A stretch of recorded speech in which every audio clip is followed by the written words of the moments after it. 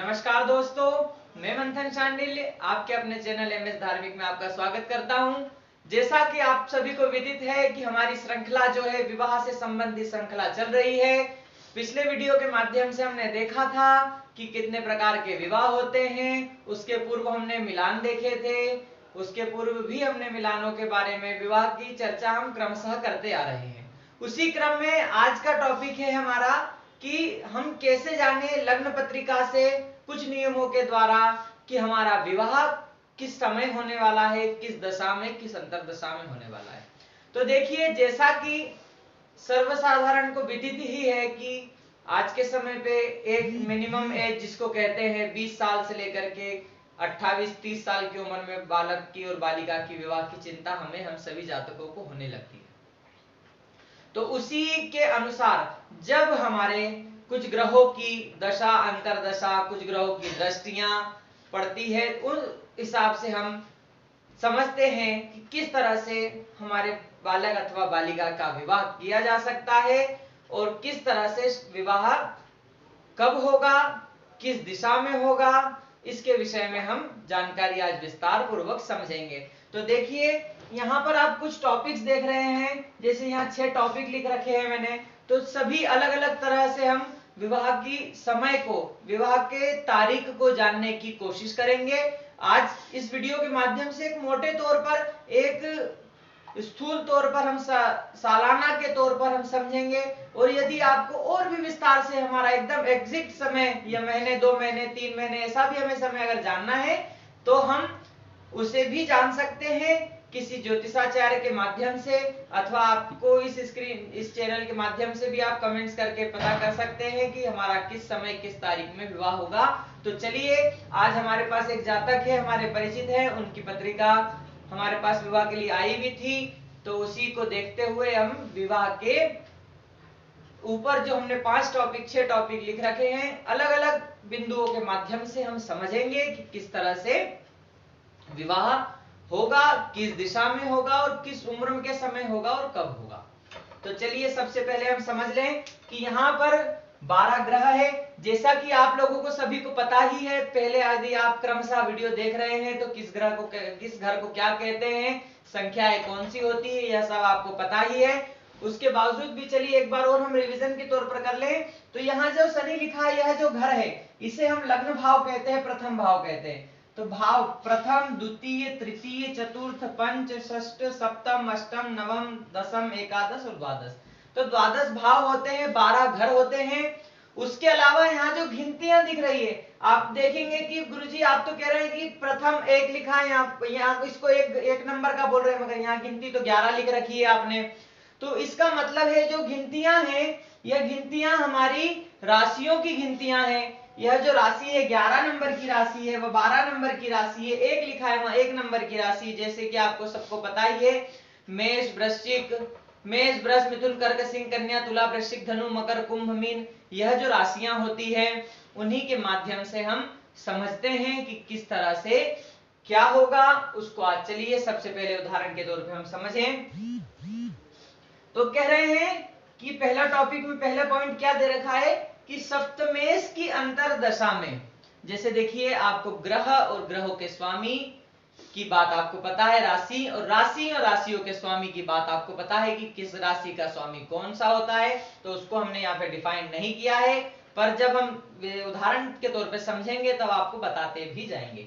तो देखिए क्या कह रहे हैं कि सप्तमेश की अंतरदशा। तो सबसे पहले हमें देखना है कि सप्तमेश क्या होता है, सप्तमेश क्या होता है। तो देखिए, जब यह लग्न है, यह पहला है, तो 7वां कौन सा होगा, तो यह 7वां घर होगा। 7वें को ही संस्कृत में सप्तम कहा जाता है, सप्तम। और सप्तम के आगे एश जो लगा है, मेष, सप्तम एश जो लगा हुआ है, वह एश कौन है, उसका स्वामी ईश्वर, सप्तम का ईश्वर सप्तमेश। तो यह राशि कौन सी है, यहाँ पर नंबर 5। 5वीं राशि कौन सी होती है, हम जानते ही हैं, मेष, वृष, मिथुन, कर्क, सिंह।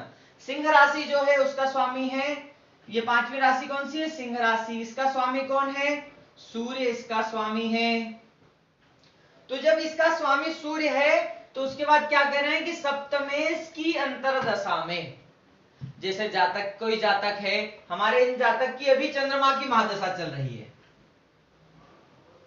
दशाओं के बारे में हम बता दें कि दशा, अंतरदशा, प्रत्यंतर दशा, सूक्ष्म दशा, इस तरह से क्रमशः धीरे धीरे धीरे कुछ कुछ समय पीरियड के लिए 1 दिन, 4 दिन, 8 दिन ऐसे करते करते साल, 2 साल, 10 साल, 15 साल, सबका दशा अंतरदशा का समय निर्धारित है कि कौन कितने साल की महादशा होती है, कितने दिन साल की अंतरदशा होती है, कितने महीनों की प्रत्यंतर दशा होती है, कितने दिन की सूक्ष्म दशाएं होती है। उनका सबका क्रम निर्धारण है, सबका क्रम पता ही है हमें, मगर हम आज जो देखने जा रहे हैं, जब हम दशा अंतरदशा की बात करेंगे, जब उसे पढ़ेंगे तब उसके बारे में भी विस्तार पूर्वक समझेंगे। आज हम समझने जा रहे हैं कि जो है पांचवा ग्रह है, घर में सातवें घर में पांचवी राशि है, इसका स्वामी कौन है? सूर्य है।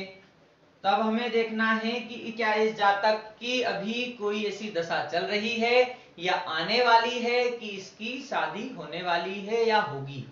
तो देखिए, चूंकि यह जो जन्म है इस जातक का 95 का जन्म है, 1995, उस हिसाब से देखा जाए तो आज के समय यह बालक 25-26 साल का होगा। यह जातक 25-26 साल का है, तो इसके अनुसार यह भी इसका समय चल रहा है कि विवाह का समय ही है। यदि आप देखेंगे तो विवाह के लिए 25, 26, 28, 30 इस उम्र में ही विवाह किया जाता है। उसी समय घर वालों को, माता पिताओं को, आप लोगों को सभी को चिंता होती है बालक के जन्म विवाह के लिए, तो बालक बालिका के विवाह के लिए। तो अभी फिलहाल में बालक 25-26 साल का है, तो अभी इसकी दशा चल रही है, चंद्रमा की महादशा चल रही है। चंद्रमा की महादशा में देखेंगे कि इसकी अंतरदशा कब है। जो पंचम राशि है इसका स्वामी सूर्य है। सूर्य जो है क्या बोलते हैं, यहाँ पे बैठा है 10वें भाव में, इसका स्वामी सूर्य की अंतरदशा चल रही है क्या, अथवा कब आने वाली है। तो चंद्रमा में सूर्य की दशा कब लगेगी, तो इस जातक को सूर्य में, चंद्रमा में सूर्य की अंतरदशा कब लगेगी, क्या कह रहे हैं, सप्तमेश की अंतरदशा। हर उसमें पंचम जो राशि है सूर्य, सिंह राशि का स्वामी सूर्य, उसकी अंतरदशा कब लगेगी, तो 2028 में 7वें महीने में अंतरदशा आएगी। यह एक टॉपिक समझ लिया। मगर अभी देखा जाए कि अगर हम 2028 की बात करें, अभी तो हम 2021 चल रहा है, 2028 में तो यह जातक को अगर 7 साल और बढ़ जाएंगे तो क्या इसकी उम्र हो जाएगी 32 साल। क्या 32 साल की उम्र में जातक का विवाह किया जाना उचित है? तो यह बहुत ज्यादा ही उम्र हो जाएगी। तो फिर और अगला हम उदाहरण देखते हैं और अगले टॉपिक में समझते हैं कि क्या और भी इसको समय है। देखिए, ये जो सारे नियम है इसमें से कोई सा भी आप एक लगा सकते हैं, 2 लगा सकते हैं, 3 लगा सकते हैं। जो चीज सटीक बैठ रही हो उसको हम, जो 1 या 2 ज्यादा एक जैसा मिल रहा है उसी को हम लागू करके हम फलादेश करेंगे। उसके बाद क्या कह रहे हैं, शुक्र की अंतरदशा। क्या यहाँ पर शुक्र की भी अंतरदशा चल रही है? शुक्र की अंतरदशा, तो चंद्रमा में शुक्र का अंतर कब आ रहा है, 2026 में, 5वें महीने में 2026 से पहले महीने 2028 तक। यदि इस समय भी देखा जाए तो कह सकते हैं कि इस जातक का 2026 में विवाह होगा, 28 साल की उम्र में विवाह होगा। यह दूसरा टॉपिक हो गया। इसके बाद कह रहे हैं गुरु की अंतरदशा में। तो गुरु की अंतरदशा कब आ रही है इस जातक को, तो हाँ, अभी देखा जाए तो 2021 में 6ठे महीने से लेकर के 10वें महीने 2022 में इस जातक की विवाह की अंतरदशा का योग बन रहा है। यदि इस जातक का पर्टिकुलर आपके पास क्वेश्चन आया है कि महाराज जी, गुरुजी बताइए क्या इस वर्ष में इसके विवाह के योग बन रहे हैं, तो हमारा सूत्र एक है क्या, तीसरे नंबर का, गुरु की अंतरदशा में विवाह होता है। तो यहाँ पर विवाह, गुरु की अंतरदशा आ रही है क्या, चंद्रमा में गुरु की अंतरदशा आ रही है। देखिए इस पीरियड में, काल पीरियड में, ये चंद्रमा में गुरु की अंतरदशा कब से लग रही है, 6ठे महीने में 2021 से। अभी 2021 का तीसरा महीना आज खत्म हो रहा है, कल से दूसरा माह चालू हो जाएगा। अप्रैल चौथा, मई 5वां और जून 6ठा। 6ठे महीने से लेकर के 22 के 10वें महीने तक, अक्टूबर महीने तक, यदि इस जातक का विवाह होना संभवता है, हो सकता है इस जातक का विवाह। कब तक, 10वें महीने में 2022 में। तो यह भी एक हमारे पास उदाहरण है कि इस तरह से हम देख सकते हैं। इसके बाद और आगे आता है क्या, कि सप्तमेश पर गुरु की दृष्टि।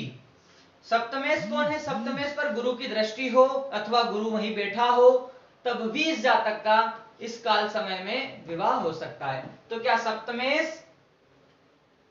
सप्तमेश जो है यहाँ पर है हमारा, सप्तमेश क्या है? सप्तमेश सूर्य है और सूर्य के साथ बैठा है। जब इनका दशा अंतरदशा आएगी किसकी? बृहस्पति की अंतरदशा किसी भी ग्रह में चलते हुए, तब इस जातक का विवाह होने की संभावनाएं बनती है।